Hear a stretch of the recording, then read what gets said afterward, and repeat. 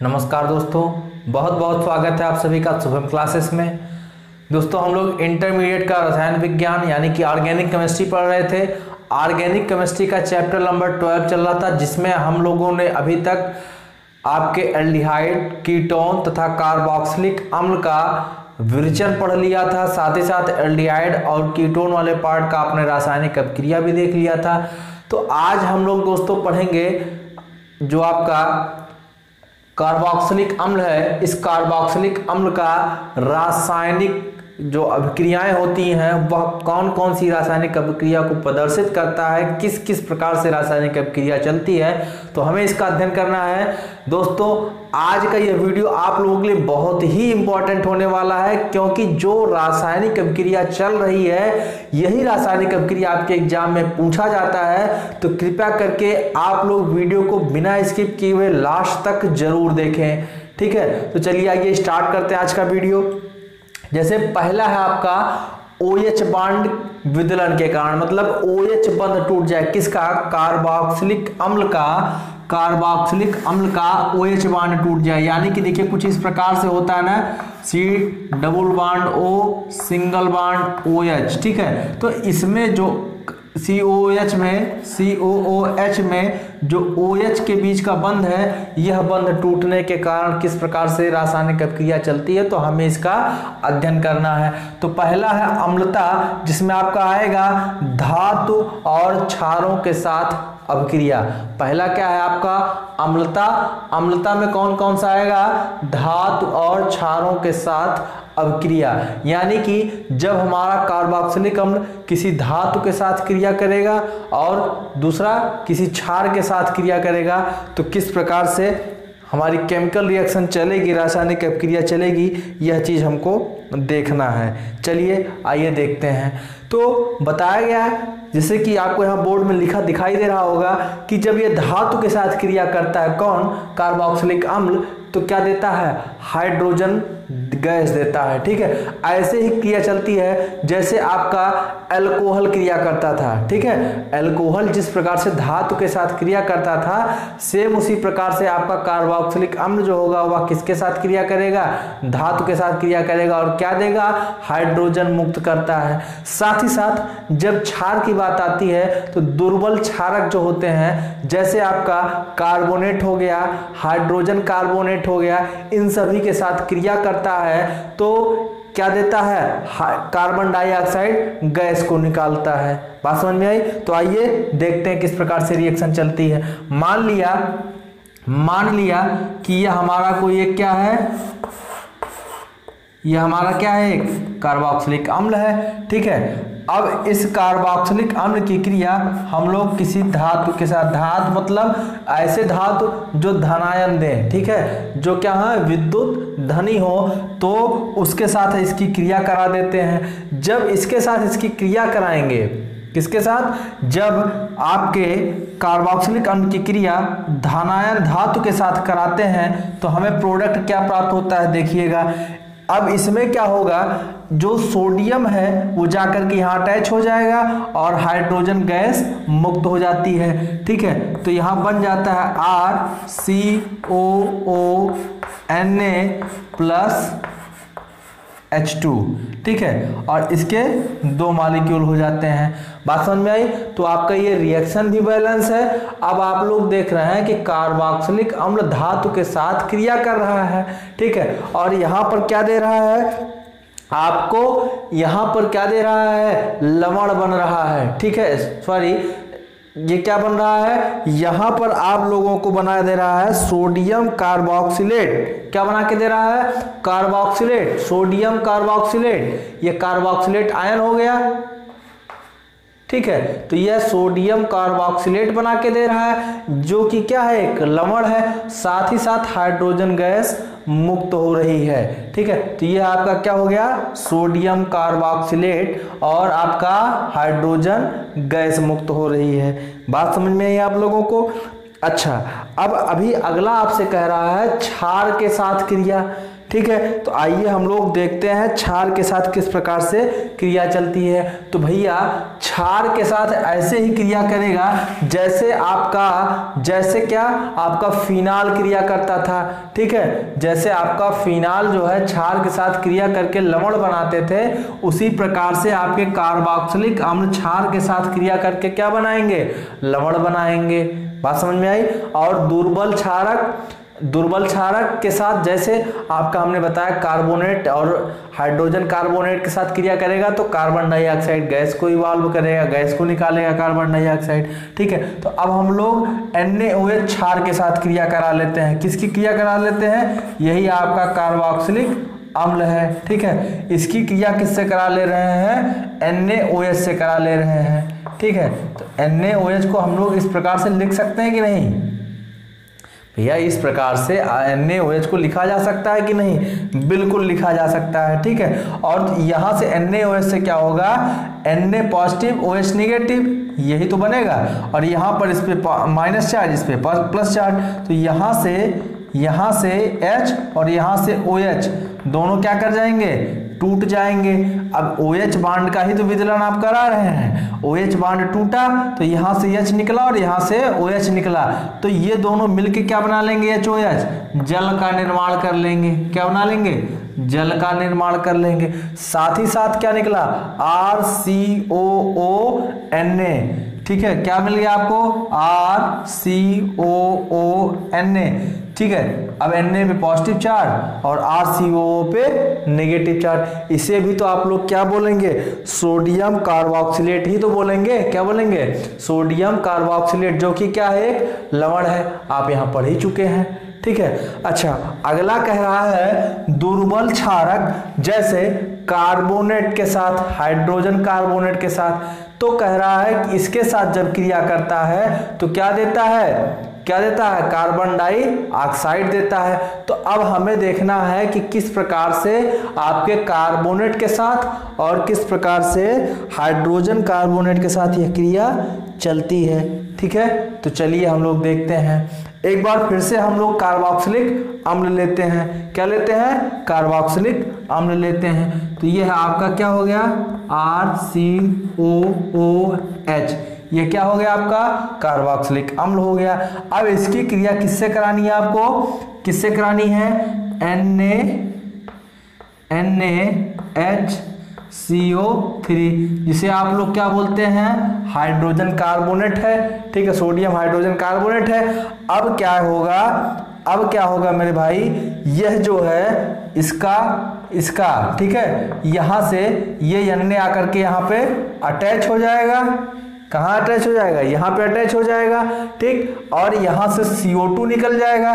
क्या निकल जाएगा, CO2, और एक H और एक O, यहाँ से एक H बचा, यहाँ एक ऑक्सीजन बचेगा, मतलब HO ग्रुप बचा हुआ है। और इस H से क्रिया कर लेगा H और ये इसका OH, तो बना लेगा क्या, जल, ठीक है। क्या बना लेगा, जल बना लेगा।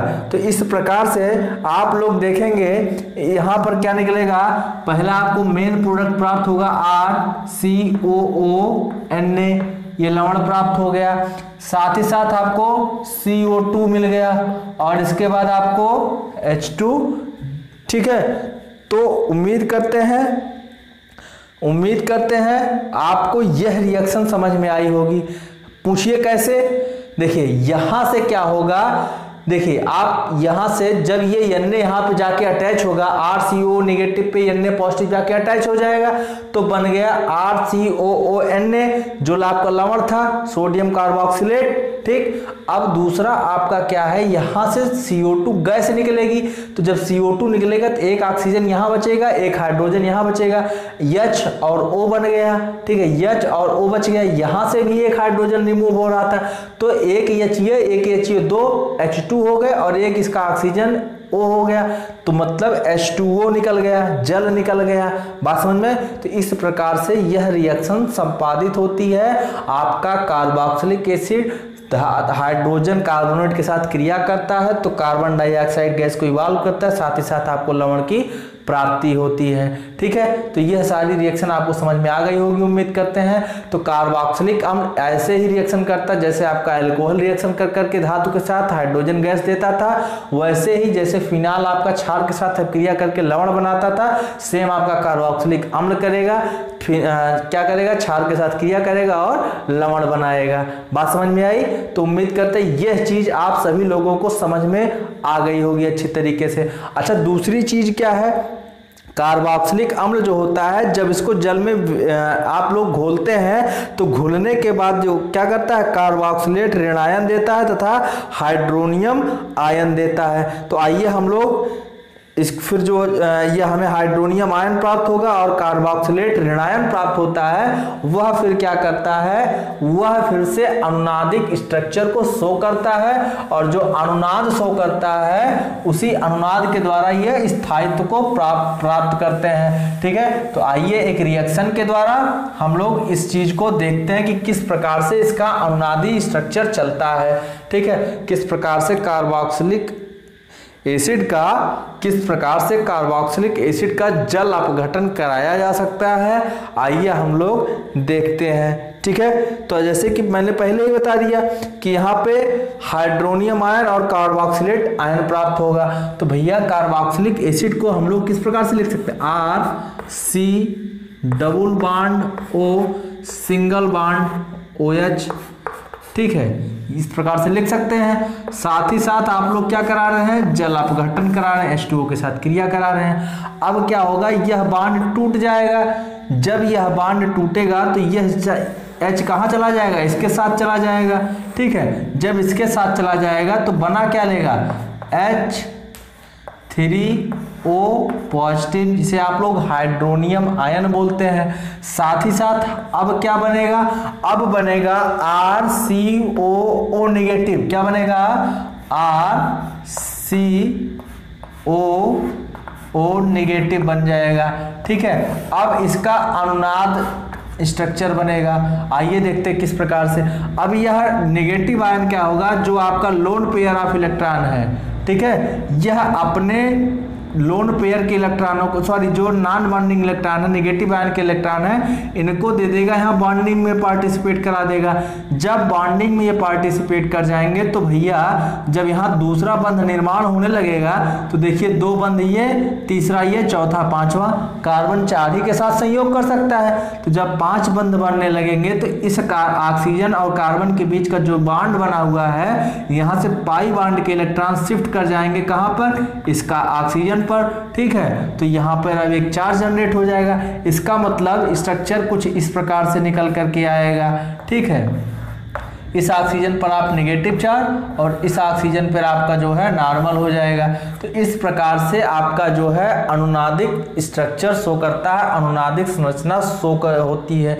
ठीक है, तो अब इस प्रकार से आप जो देख रहे हैं कि कार्बोक्सिलिक एसिड के जल अपघटन के थ्रू जो है आपको हाइड्रोनियम आयन प्राप्त हो गया, साथ ही साथ जो ऋणावेशित कार्बोक्सिलेट आयन प्राप्त हो रहा है। ठीक है, या कार्बोक्सिलेट ऋणायन प्राप्त हो रहा है। अब इसका हम लोग क्या करते हैं, साम्यावस्था स्थिरांक निकालते हैं। ठीक है, साम्यावस्था का स्थिरांक निकालते हैं, जिसे आप लोग KEQ के से शो करते हैं। ठीक है, मतलब इक्विलिब्रियम कांस्टेंट जिसे आप लोग बोलते हैं। ठीक है, इक्विलिब्रियम कांस्टेंट। तो आइए देखते हैं किस प्रकार से हम लोग इक्विलिब्रियम कांस्टेंट को शो करते हैं, किस प्रकार से इस रिएक्शन को हम लोग इक्विलिब्रियम कांस्टेंट पर किस प्रकार से प्रदर्शित कर सकते हैं। तो यही चीज हम लोगों को देखना है। आइए स्टार्ट करते हैं। देखिए EQ, इसे आप लोग बोलते हैं इक्विलिब्रियम कांस्टेंट। ठीक है, अब यह होगा आपका जो यह है इसकी सांद्रता के बराबर, किसकी सांद्रता, H3O पॉजिटिव, जिसे आप लोग हाइड्रोनियम आयन कहते हैं, इसकी सांद्रता तथा आपका RC double bond O single bond O negative की सांद्रता के, ठीक है, बराबर के गुणज के बराबर बटे में क्या आपका आ जाएगा यहाँ पर। ठीक है, तो यहाँ पर कौन कौन सा आपका आ जाएगा, एक तो आपका आ जाएगा RC double bond O single bond OH, ठीक है, एक ये हो जाएगा और दूसरा आपका क्या हो जाएगा H2O हो जाएगा, ठीक है। तो आपका जो भी यहाँ पर साम्यावस्था का स्थिरांक होगा, ठीक है, साम्यावस्था स्थिरांक होगा वह क्या होगा, हाइड्रोनियम आयन की कंसंट्रेशन, कार्बोक्सिलेट आयन की कंसंट्रेशन तथा कार्बोक्सिलिक एसिड की कंसंट्रेशन और वाटर की कंसंट्रेशन के इक्वल होगा। बात समझ में आई? ठीक है भैया। तो इसी के साथ साथ आपका एक होता है अम्ल वियोजन स्थिरांक, जिसे आप लोग Ka से प्रदर्शित करते हैं। क्या होता है? अम्ल वियोजन स्थिरांक। क्या होता है? अम्ल वियोजन स्थिरांक, जिसे आप लोग क्या बोलते हैं? Ka, ठीक है। इसको आप लोग बोलते हैं अम्ल वियोजन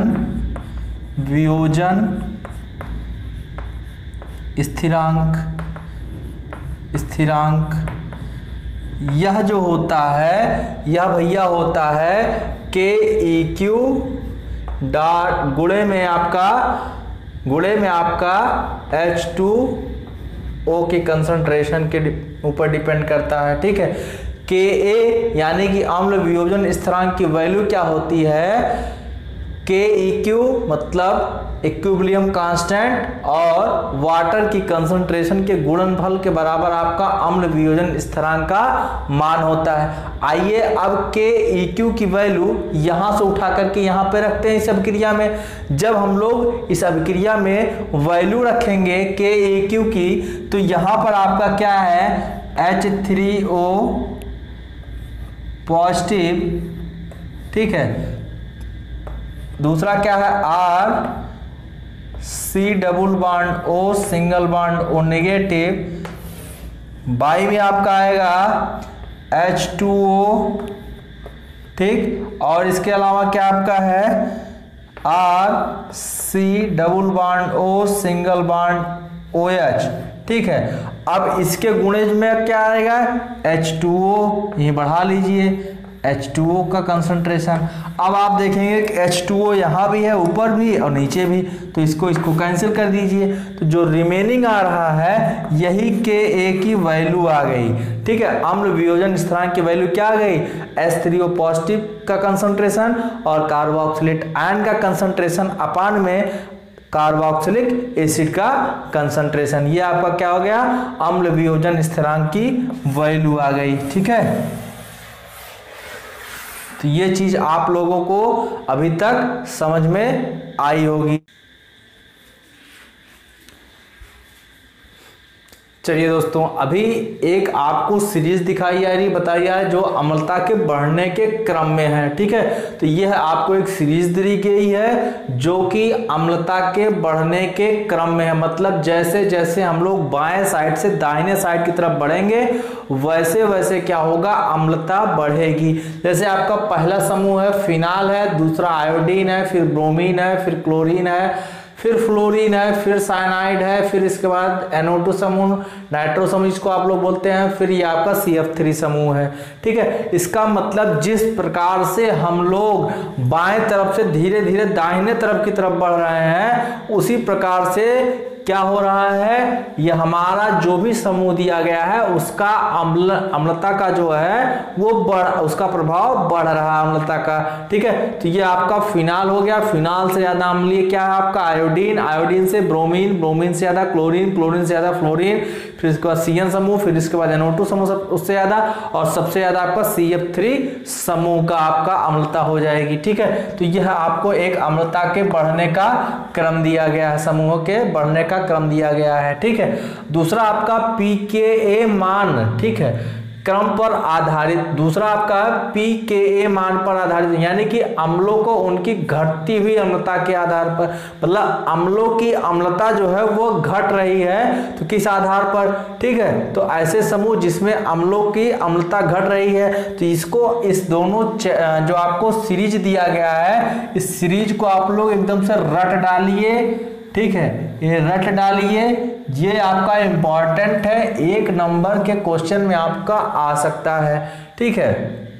यहां पर देखिए CF3COOH ये आपका ज्यादा अम्लीय है, ठीक है। अब अम्लों अम्लता क्या हो रही है, अम्लों की घट रही है, सारे के सारे अम्ल ही तो हैं, लेकिन अब इसकी अम्लता ये सबसे ज्यादा अम्लीय है। इससे कम अम्लीय कौन होगा, CCl3COOH, फिर CH, Cl2COH, NH2CH2COOH, फिर आपका NCCH2COOH, फिर आपका FCH2COOH, फिर उससे कम अम्लीय कौन होगा आपका ClCH2COOH, फिर आपका BrCH2COOH, फिर आपका HCOOH जिसे आप लोग फार्मिक एसिड भी बोलते हैं, फिर आपका आता है ClCH2CH2COOH, फिर आपका फिनाल आता है, सॉरी कार्बोक्सिलिक ये अम्ल आता है C6H5COOH, ठीक, जिसे आप लोग बेंजल क्या बोलते हैं, आप इसको आप लोग कुछ इस प्रकार से लिखते हैं ना, ये आपका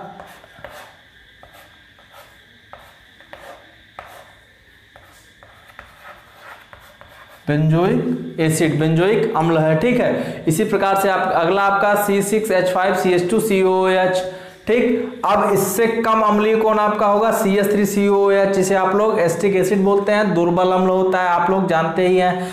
इससे कम अम्ल का कौन सा होगा CH3CH2COOH, ठीक है। यह सबसे कम अम्लीय हो जाएगा। तो जितने दिए गए जो है अम्ल है उसमें सबसे कम अम्लीय कौन होगा, यह होगा CH3CH2COOH। सबसे ज्यादा अम्लीय या सबसे प्रबल अम्लीय CF3COOH। क्यों, क्योंकि आप देख रहे हैं कि F जो समूह या फ्लोरीन है इसकी अम्लता ज्यादा है, ठीक है। बात समझ में, CF3 को देखिए आप यहाँ पर, इसकी इस समूह की अम्लता सबसे ज्यादा है ना, तो इसीलिए सबसे ज्यादा अम्लीय होगा। बात समझ में आई। चलिए अगला है आपका दूसरा टाइप। अभी तक आप लोग पढ़ रहे थे जो आपका कार्बोक्सिलिक अम्ल था उसका जो है OH बांड टूट रहा था, O और H के बीच का बांड ये टूट रहा था, तब आप लोग देख रहे थे। लेकिन अब यह है कार्बन और OH के बीच का बांड टूट जाए, यानी कि अब ये बांड ना टूट करके, ये बांड ना टूट करके अब कौन सा बांड टूटे, कार्बन और ऑक्सीजन के बीच का बांड टूटे। अभी तक ऑक्सीजन और हाइड्रोजन के बीच का बांड तोड़ रहे थे आप लोग, ठीक। तो आइए देखते हैं इसमें किस प्रकार से रिएक्शन चलती है। तो पहला है एनहाइड्राइड का विरचन। इसमें कौन सा है, पहला एनहाइड्राइड का विरचन। किसके कारण, कार्बन और ऑक्सीजन OH के बीच जो बंध है, मतलब कार्बन और ऑक्सीजन के बीच का जो बंध है, इस बंध के टूटने के कारण।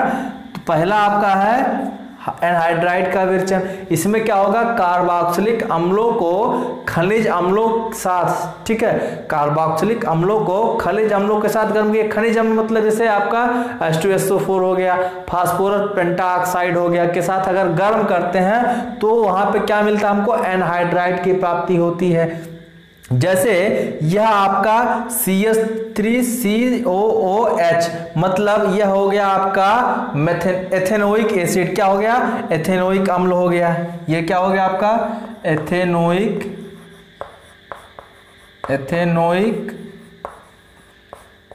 अम्ल, ठीक है। अब एथेनोइक अम्ल का आप 2 मॉलिक्यूल लेते हैं और इसको क्या करते हैं, खनिज अम्लों के साथ उपस्थिति में ठीक गर्म करते हैं, ठीक।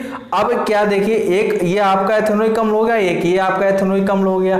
अब इसमें क्या होगा, जब दोनों एथेनोइक अम्ल आप देख रहे हैं, इसमें क्या होगा कि यहां से देखिए, ठीक है, यहां से आपका हाइड्रोजन क्या कर जाएगा, निकल जाएगा, ठीक। अब क्या करेगा, इसका ऑक्सीजन और इसका ऑक्सीजन आपस में बांड बना लेगा, तो यह बन जाएगा CH3C डबल बांड O और दूसरा वाला molecule CH3C double bond O, ठीक। अब यहां पर इसके बाद देखिए, यहां से क्या हो रहा था, आप ये जो है कुछ इस प्रकार से निकल जाता है, ठीक है, H2O यहां से हाइड्रोजन और इसका ऑक्सीजन। तो अब देखिए ये कार्बन और OH के बीच का बांड टूटा ना, तो आपको यही तो कराना है, कार्बन और OH के बीच, ऑक्सीजन के बीच का बांड तोड़ना है। अब ये बांड जब टूटेगा तो यहां से H2O बाहर निकल जाएगा और आपको एथेनोइक एनहाइड्राइड की प्राप्ति हो जाएगी। साथ ही साथ आपको जल जो है मुक्त अवस्था में मिल जाएगा, ठीक। तो यह आपका एनहाइड्राइड का विचलन हो रहा है कब, कार्बोक्सिलिक अम्ल को खनिज अम्लों की उपस्थिति में जब आप लोग गर्म करते हैं। खनिज अम्ल का मतलब चाहे H2SO4 हो गया, चाहे फास्फोरस पेंटाऑक्साइड हो गया, इन सब की उपस्थिति में गर्म करते हैं तो आपको एनहाइड्राइड की प्राप्ति हो जाती है। अभी अभी आपने रिएक्शन में देखा कि एथेनोइक अम्ल लिया गया 2 मॉलिक्यूल और उसको जो है फास्फोरस पेंटाऑक्साइड की उपस्थिति में अथवा जो H2SO4 की उपस्थिति में गर्म किया गया तो आपको एथेनोइक एनहाइड्राइड की प्राप्ति हो जा रही है। कैसे, अभी आपने देखा कि यहाँ से कार्बन और ऑक्सीजन के बीच का बंध टूटता है और यहाँ से जो है ऑक्सीजन और हाइड्रोजन के बीच का बंध टूटता है तो यहाँ पर जल बाहर निकल जाता है और एक एथेनोइक एनहाइड्राइड प्राप्ति हो जाती है। ठीक है, अगला रिएक्शन इसमें है एस्टरीकरण, एस्टरीफिकेशन जिसे आप लोग बोलते हैं। इसमें क्या होता है, कार्बोक्सिलिक अम्ल को अल्कोहल अथवा फिनाल के साथ गर्म करने पर हमें क्या प्राप्त होता है, हमें एस्टर प्राप्त होता है। तो यहां पर आप लोग देख रहे हैं कि यह आपका क्या हो गया, कार्बोक्सिलिक अम्ल हो गया। ये क्या हो गया, अल्कोहल। भाई R-OH को क्या बोलेंगे, अल्कोहल, ROH, यही तो फार्मूला होता है। अब क्या होगा, कार्बोक्सिलिक अम्ल के क्या आपका किस बांड का विदलन होगा, कार्बन और ऑक्सीजन के बीच का बंध टूटेगा ना, COH वाला। तो यहां से OH और यहां से H, ठीक है, यहां से H, ये दोनों आपस में निकल गए, बना क्या लेगा, RCOOR- बन जाएगा और साथ ही साथ आपका जल निकल जाएगा। इसको आप लोग क्या बोलेंगे, एस्टर बोलेंगे। क्या बोलेंगे भैया, एस्टर बोलेंगे। बात समझ में आई। तो इस प्रकार से आप लोग देख रहे हैं किस प्रकार से एस्टरीकरण रिएक्शन चलती है। ठीक है, अगला आपका है फास्फोरस ट्राइक्लोराइड, फास्फोरस पेंटाक्लोराइड तथा आपका जो है थायोनिल क्लोराइड के साथ अभिक्रिया। तो आइए देखते हैं किस प्रकार से यह अभिक्रिया चलती है। चलिए दोस्तों, अगला आपका रिएक्शन है फास्फोरस पेंटाक्लोराइड, फास्फोरस ट्राइक्लोराइड और थायोनिल क्लोराइड के साथ क्रिया। तो इसमें क्या होता है, जो हमारा कार्बोक्सिलिक एसिड होता है वो चाहे फास्फोरस पेंटाक्लोराइड के साथ क्रिया करे, चाहे ट्राइक्लोराइड के साथ क्रिया करे अथवा थायोनिल क्लोराइड के साथ क्रिया करे, तो ये ऐसे ही क्रिया करता है जैसे आपका अल्कोहल का जो हाइड्रोक्सिल समूह था उसी प्रकार से आपका जो है ये कार्बोक्सिलिक एसिड का जो हाइड्रोक्सिल समूह है वह जो है इनके क्लोरीन समूह के द्वारा क्या कर दिया था, प्रतिस्थापित कर दिया जाता है। मतलब जैसे आपके अल्कोहल में हाइड्रोक्सिल समूह इनके द्वारा, इनके क्लोरीन समूह के द्वारा क्या कर दिया, प्रतिस्थापित कर दिए जाते थे, उसी प्रकार से कार्बोक्सिलिक एसिड में चाहे पेंटाक्लोराइड रहे फास्फोरस, चाहे ट्राइक्लोराइड रहे, चाहे थायोनिल क्लोराइड रहे, उसका क्लोरीन इनको प्रतिस्थापित कर देता है और जा करके क्या कर जाता है, स्वयं जुड़ जाता है। ठीक है, तो इस प्रकार से आप लोग देख रहे हैं कि जब फास्फोरस पेंटाक्लोराइड आपका कार्बोक्सिलिक एसिड से क्रिया करता है तो ROCl बनाता है, साथ साथ में आपका PCl3 और HCl निकलता है। ठीक, इसी प्रकार से आपका जब PCl3 क्रिया करता है आपके कार्बोक्सिलिक अम्ल से तो RCOCl बनता है, साथ ही साथ H3PO3 बनता है। अच्छा, जो आपका थायोनिल क्लोराइड वाला रहता है इसको जो है ज्यादा वरीयता दी जाती है। क्यों? क्योंकि जब यह रिएक्शन करता है तो दो अन्य गैसीय उत्पाद भी निकलते हैं, आपका सल्फर डाइऑक्साइड और HCl दोनों गैसियस फॉर्म में निकलते हैं, इसलिए इनका शोधन परिशोधन आसान हो जाता है। बात समझ में आई भैया? तो इस प्रकार से यह रिएक्शन चलती है। चलिए, अब आपका अगला है अमोनिया से क्रिया। अगला रिएक्शन क्या है? अमोनिया से क्रिया। तो आइए देखते हैं किस प्रकार से अमोनिया के साथ क्रिया चलती है। तो इसमें क्या है, कार्बोक्सिलिक अम्ल अमोनिया के साथ क्रिया करके अमोनियम लवण बनाते हैं जो उच्च ताप पर गर्म करने पर एमाइड बनाते हैं। मतलब जो आपका कार्बोक्सिलिक एसिड होता है वह क्या करता है, अमोनिया के साथ क्रिया करके अमोनियम साल्ट का फॉर्मेशन करता है। ठीक है, जो अमोनियम साल्ट बनता है उसको हाई टेम्परेचर जब दिया जाता है तो फिर एमाइड का निर्माण करते हैं। जैसे आपका यहाँ पर एस्टिक एसिड है, इस एस्टिक एसिड को NH3 यानी कि अमोनिया के साथ जब गर्म किया जाता है तो अमोनियम एसीटेट प्राप्त करते हैं। क्या मिलता है? अमोनियम एसीटेट मिलता है। जैसे CH3COH प्लस NH 3 को, तो ये हो जाएगा CH3COONH4। तो COO के ऊपर नेगेटिव चार्ज और NH4 के ऊपर पॉजिटिव चार्ज, ठीक है, इस तरीके से आप देख रहे हैं। तो ये मिल गया आपको अमोनियम एसीटेट। और इस अमोनियम एसीटेट को जब हम लोग फर्दर हीट करते हैं तो यहाँ से वाटर निकल जाता है, ठीक है। वाटर निकलने का मतलब H2O निकल जाता है, ठीक। जब H2O निकल जाता है तो बचता क्या है, CH3CONH2 बचता है, ठीक है, CH3CONH2, जिसे आप लोग बोलते हैं एसिटामाइड बोलते हैं। क्या बोलते हैं इसको, एसिटामाइड। CH3CONH2 को क्या बोलते हैं, एसिटामाइड बोलते हैं, ठीक है। इसी प्रकार से आपका ये है आपका बेंजीन रिंग। बेंजीन रिंग से COOH समूह जुड़ा हुआ है, जिसे बेंजोइक एसिड बोलते हैं आप। बेंजोइक एसिड की क्रिया जब आप NH3 से यानी कि अमोनिया से कराते हैं तो आपको अमोनियम बेंजोएट प्राप्त होता है। क्या प्राप्त होता है, अमोनियम बेंजोएट। यह जाकर के COONH4 पॉजिटिव बना लेगा, अमोनियम लवण बन जाएगा। तो यहाँ पर CO नेगेटिव और NH4 के ऊपर पॉजिटिव चार्ज आ जाएगा, ठीक है। फर्दर जब इसको हीट करेंगे तो यहाँ से भी फिर क्या होगा, H2O यानी कि वाटर मॉलिक्यूल निकलेगा। जब वाटर मॉलिक्यूल निकलेगा तो CONH2 में कन्वर्ट हो जाएगा। इसे आप लोग बोलेंगे बेंजामाइड बोलेंगे। क्या बोलेंगे, बेंजामाइड बोलेंगे, ठीक है। इसी प्रकार से अगला आपका बेंजीन रिंग। यहाँ पर 2 COOH समूह जुड़े हुए हैं, इसकी क्रिया अमोनिया के साथ कराते हैं तो फिर आपको अमोनियम थायलेट प्राप्त होता है, मतलब जो अमोनियम साल्ट प्राप्त होगा। यहाँ पर CO माइनस और NH4 पॉजिटिव, यहाँ पर भी CO माइनस और NH4 पॉजिटिव। और इसको फर्दर क्या करेंगे, हीट करेंगे तो इससे क्या करेगा, जल बाहर हो जाएगा। जब जल बाहर हो जाएगा तो इसे थाइलेमाइड में कन्वर्ट हो जाएगा। फिर से इसको जो है हम लोग हीट करेंगे ज़्यादा टेम्परेचर पर, तो फिर अमोनिया यहाँ से निकल जाएगा, ठीक है। यहाँ से अमोनिया निकल जाएगा। जब यहाँ से अमोनिया निकल जाएगा तो क्या बचेगा, थाइलीमाइड बन जाएगा। क्या बन, देखिए यहाँ पर CO, यहाँ पर CO, यहाँ पर एक N बच गया और एक H बच गया, ठीक है। तो ये देखिए N और H यहाँ मिल गया है भाई, यहाँ से N और एक H बचा हुआ है, ठीक है, क्योंकि एक ही H तो जाएगा NH3 निकलने में। और बचा क्या, CO यहाँ पे, तो CO यहाँ हो गया, CO यहाँ हो गया, बीच में आपका नाइट्रोजन और H आपका यहाँ से, ठीक है। तो इस प्रकार से आपके थाइलीमाइड प्राप्त हो जाता है आपको उत्पाद के रूप में, ठीक। तो ये हो गई आपकी अमोनिया के साथ क्रिया जब आपका कार्बन और ऑक्सीजन बंध का विदलन होता था। बात समझ में आई।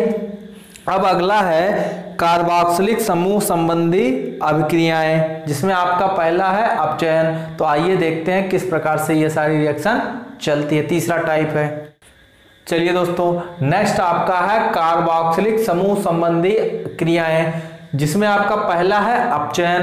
अपचयन का मतलब रिडक्शन, ठीक है, रिडक्शन हो जाए। तो इसमें क्या होता है, कार्बोक्सिलिक जो समूह होता है वह लिथियम एल्यूमिनियम हाइड्राइड अथवा डाइबोरेन की उपस्थिति में क्या अपचयित हो जाता है, किसमें, प्राथमिक अल्कोहल में। जैसे आपका यहाँ पर एक रिएक्शन दिया गया है, यह आपका कोई कार्बोक्सिलिक एसिड है या लिथियम एल्यूमिनियम हाइड्राइड अथवा डाइबोरेन की उपस्थिति में क्या कर जा रहा है, यह अपचयित हो जा रहा है, किसमें, प्राथमिक अल्कोहल में। किसमें, प्राथमिक अल्कोहल में अपचयित हो जा रहा है, प्राथमिक अल्कोहल में। बात समझ में आई। तो अच्छा, सोडियम बोराहाइड्रेट जो होता है वह अपचयित नहीं कर पाता, लेकिन लिथियम एल्यूमिनियम हाइड्राइड क्या करता है, कार्बोक्सिलिक अम्ल को, या जो आप डाइबोरेन भी ले सकते हैं, यह जो आपका कार्बोक्सिलिक एसिड होता है इसको अपचयित कर देता है प्राथमिक अल्कोहल में। चलिए दूसरा आपका वी कार्बोक्सिलेशन, जिसे आप लोग बोलते हैं डी कार्बोक्सिलेशन। वी कार्बोक्सिलेशन को इंग्लिश में क्या बोलते हैं, डी कार्बोक्सिलेशन। कार्बोक्सिलेशन, यहाँ पर क्या होता है, कार्बन डाइऑक्साइड बाहर निकलती है, ठीक है। तो आइए देखते हैं, कार्बोक्सिलिक अम्लों को सोडियम लवण, कार्बोक्सिलिक अम्लों के सोडियम लवण को, ठीक है, मतलब एक ऐसा कार्बोक्सिलिक अम्ल जिसमें क्या सोडियम का लवण हो, तो जो लवण होगा वह कार्बोक्सिलिक अम्लों का जो लवण होगा सोडियम वाला लवण, ठीक है, वह क्या होगा, सोडा लाइम इसको किसके साथ, सोडा लाइम के साथ गर्म किया जाता है। ठीक है, तो जब सोडा लाइम के साथ गर्म करते हैं तो कार्बन डाइऑक्साइड गैस निकल जाती है और हाइड्रोकार्बन प्राप्त होता है। कह रहा है कि जो आपका कार्बोक्सिलिक अम्लों का जो सोडियम लवण है उसको हम लोग सोडा लाइम के साथ जब हीट करते हैं तो वहां से कार्बन डाइऑक्साइड निकल जाता है और इसी कार्बन डाइऑक्साइड के निकलने को हम लोग डीकार्बोक्सिलेशन अथवा विकार्बोक्सिलन कहते हैं। ठीक है, तो यहां पर आपका एक RCOONA है, यह सोडियम का कार्बोक्सिलिक लवण है। ठीक है, तो यह क्या है, कार्बोक्सिलिक अम्ल का सोडियम लवण है। इसको हम लोग सोडा लाइम के साथ मतलब NaOH और CaO को 3:1 के अनुपात में लेते हैं और इसको क्या करते हैं, हीट करते हैं। हीट जब करते हैं तो हमें यहाँ पर क्या मिल जाता है, हाइड्रोकार्बन मिल जाता है। क्या मिल जाता है, हाइड्रोकार्बन मिल जाता है। साथ ही साथ यहाँ पर क्या होगा, Na2CO3 निकल जाएगा। जो ज्यादा हीट करेंगे तो CO2 गैस निकल जाएगी। इसी को तो आप लोग बोलते हैं विकार्बोक्सिलन अथवा डिकार्बोक्सिलेशन। ठीक है, तो यह चीज उम्मीद करते हैं अभी तक आप सभी लोगों को ये रिएक्शन समझ में आ गई होगी। इसमें पहला वाला रिएक्शन जो है अपचयन वाला, यह इंपॉर्टेंट है। ठीक है, तो ये वाला थोड़ा सा डिकार्बोक्सिलेशन या विकार्बोक्सिलन मतलब ही होता है कार्बन डाइऑक्साइड का निकल जाना। कहां से, जो आपका कार्बोक्सिलिक अम्ल का सोडियम लवण होगा वह क्या कर जाएगा, सोडा लाइम के साथ 3:1 के अनुपात में जब इसको ज्यादा हीट करेंगे तो इसमें क्या होगा, कार्बन डाइऑक्साइड गैस बाहर निकल जाएगी। साथ ही साथ हमें क्या प्राप्त होगा, हाइड्रोकार्बन। चलिए भैया, अगला आपका हैलोजनन है। ठीक है, हाइड्रोकार्बन में प्रतिस्थापन अभिक्रिया होती है तो उसके अंतर्गत आपका आता है हैलोजनन अभिक्रिया। इसमें क्या होता है, जो आपका ऐसा कार्बोक्सिलिक एसिड, ऐसा कार्बोक्सिलिक समूह जिसमें आपका अल्फा हाइड्रोजन परमाणु उपस्थित हो, वह लाल फास्फोरस की थोड़ी सी मात्रा की उपस्थिति में क्या करता है, क्लोरीन अथवा ब्रोमीन के साथ क्रिया करता है और अल्फा हाइड्रोजन कार्बोक्सिलिक अम्ल देता है। क्या देता है, अल्फा हाइड्रोजन कार्बोक्सिलिक अम्ल देता है। कौन देता है, ऐसा कार्बोक्सिलिक अम्ल, ऐसा कार्बोक्सिलिक समूह जिसमें आपका अल्फा हाइड्रोजन परमाणु उपस्थित हो, वह क्या करता है, लाल फास्फोरस की उपस्थिति में क्रिया करता है और क्या देता है, अल्फा हाइड्रो कार्बोक्सिलिक अम्ल देता है। इस क्रिया को हम लोग क्या बोलते हैं, हेल्महोल्ट्ज-जेलेंस्की अभिक्रिया, हेल्महोल्ट्ज-जेलेंस्की रिएक्शन अथवा अभिक्रिया बोलते हैं। ठीक है, तो यह नेमिंग रिएक्शन है, हेल्महोल्ट्ज-जेलेंस्की रिएक्शन।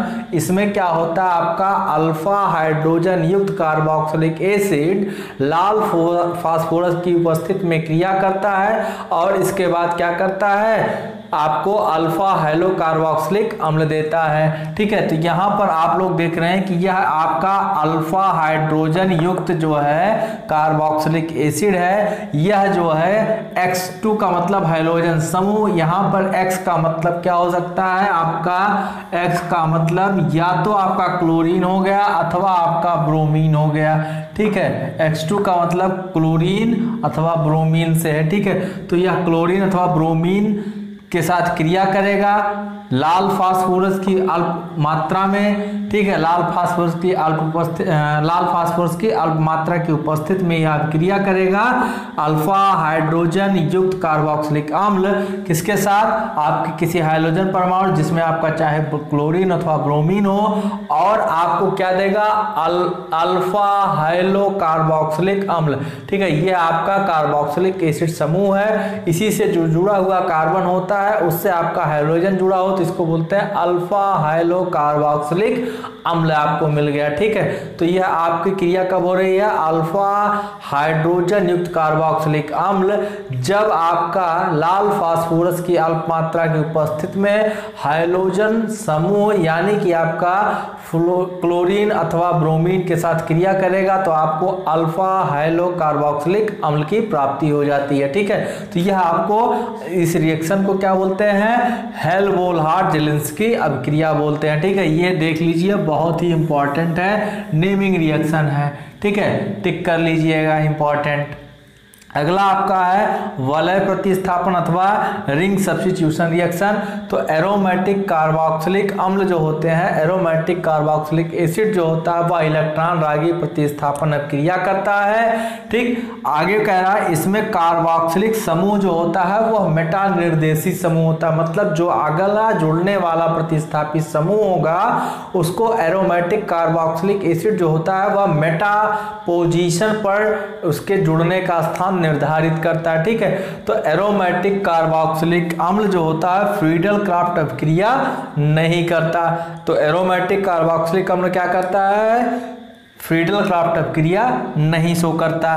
तो आपका यह कोई क्या हो गया? बेंजोइक एसिड हो गया।